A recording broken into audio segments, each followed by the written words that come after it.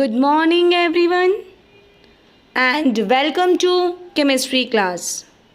Today we are going to study the integrated rate for zero order reaction.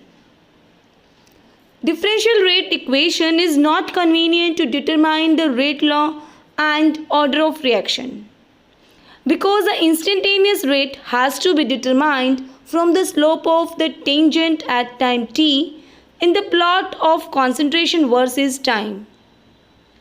And this measurement is not only inconvenient but also lacks accuracy. And to overcome the difficulty, we integrate the differential equation for the reaction of any order. This gives us an equation relating directly the experimental data, that is time and concentration at different times and the rate constant. Now let's start with zero order reaction.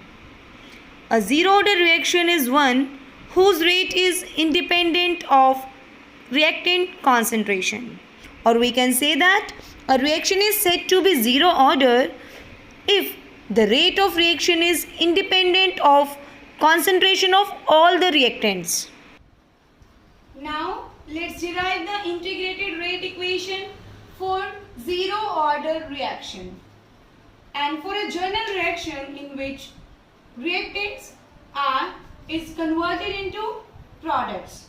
And let us consider that when the reaction starts, then the concentration of reactants is equal to A naught. When the time t is 0, then the concentration of the reactant is A naught, and after time t, the concentration of reactants is equal to A. And if it is a zero order reaction, then according to rate law,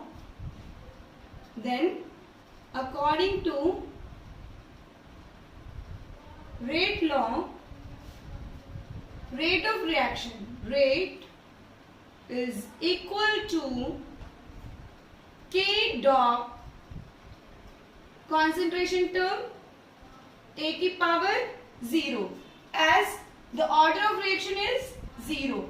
So in this 0 symbolizes the order of a reaction, and as the power is 0, its value is 1. So the rate is equal to K into 1, and this one is a first reaction. And according to definition of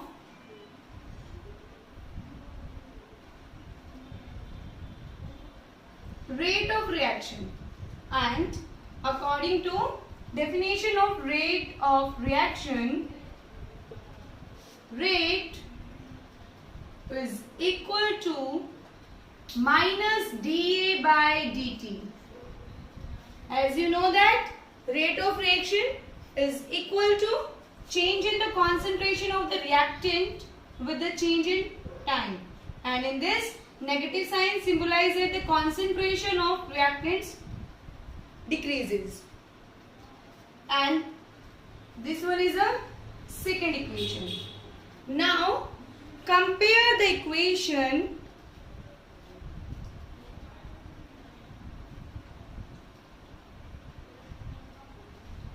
first and second. Compare the equation first and second.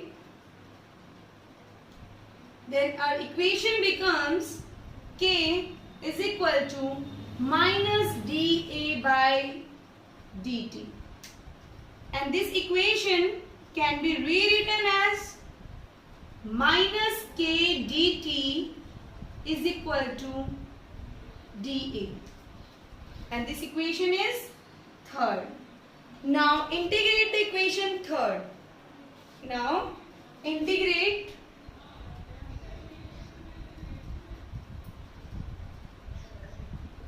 the equation third. and according to this minus k dt is equal to dA. And always remember that a constant term does not undergo integration and differentiation. So minus k dt is equal to dA, and the integration of dt is equal to t plus I is equal to a. Here I is the integration constant.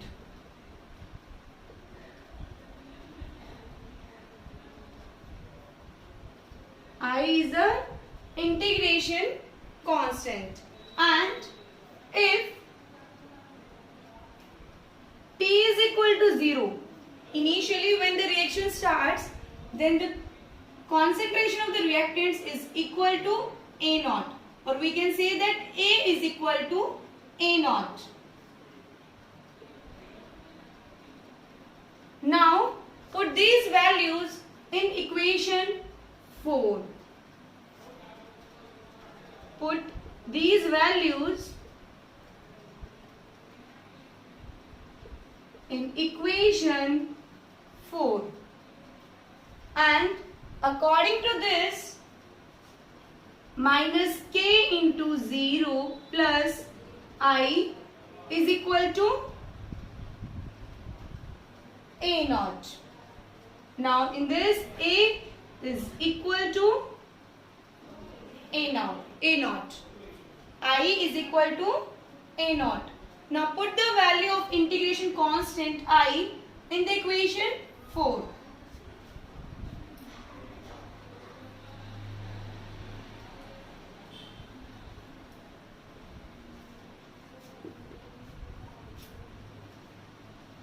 Put the value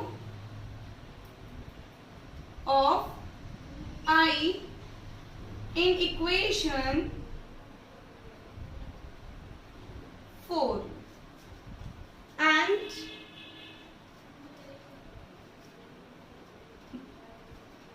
if we put the value of I in the equation 4, then the fourth equation becomes minus k t plus A naught is equal to A. A naught is equal to A. And this is a straight line equation. It is a straight line equation, and this reaction can be rewritten as Kt is equal to A naught minus A, and T it is equal to A naught minus A by K. Okay students, and the zero order reaction, if a reaction is a zero order reaction, then it must obey this equation, which is a straight line equation. Okay, and if we plot the graph between A and T, if we plot the graph between A and T,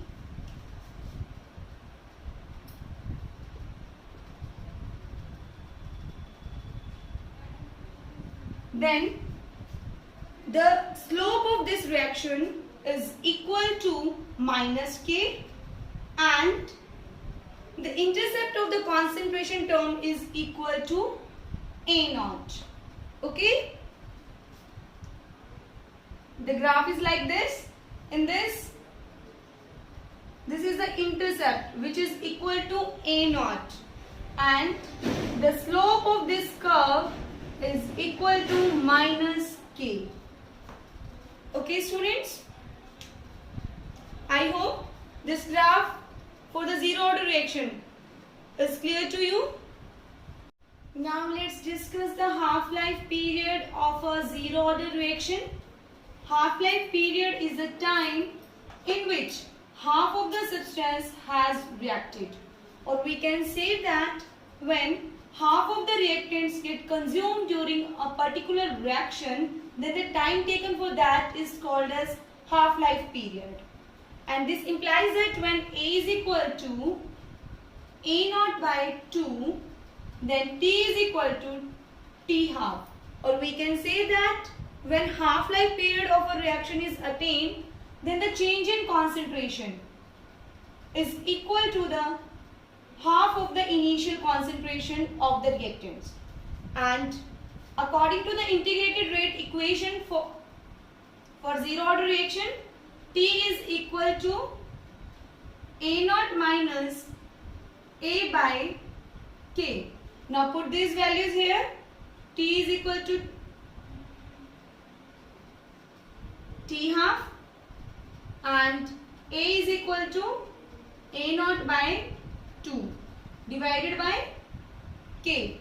Now T half is equal to A naught by 2K.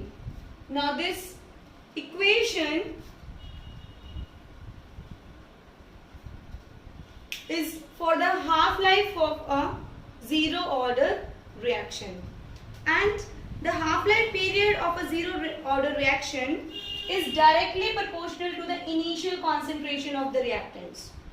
Focus on the point that T half of a zero order reaction is directly proportional to the initial concentration of the reactants, and this can be shown in the graph. We plot a graph between the T half and the initial concentration of the reactant, then it comes out to be straight line. T half is directly proportional to the initial concentration of the reactants. That's why the graph is straight line. Thank you students and have a nice day.